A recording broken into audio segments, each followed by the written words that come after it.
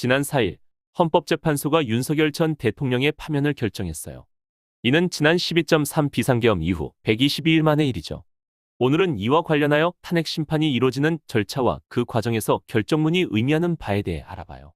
탄핵은 일반적인 징계 절차에 따라 징계를 하기 어려운 고위 공무원이 법적으로 중대한 잘못을 저지른 경우에 국민의 대표인 국회가 직접 소추하여 처벌하는 것을 의미해요.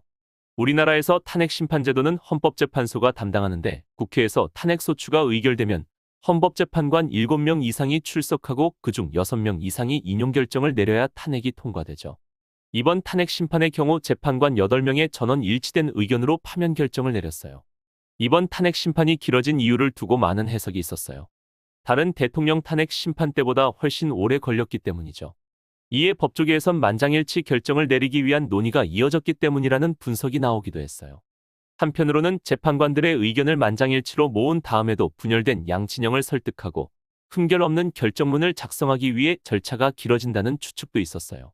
그런데 결정문이 뭘까요? 이를 알기 위해서는 먼저 주문을 알아야 해요. 주문은 판결의 결론 부분을 의미하는 법률 용어예요. 그리고 판결문은 판결의 결론인 주문과 그에 대한 이유를 공식적으로 적은 문서죠. 그렇다면 법적 절차에서 판사나 헌법재판관이 항상 주문을 새로 작성할까요? 그렇진 않아요.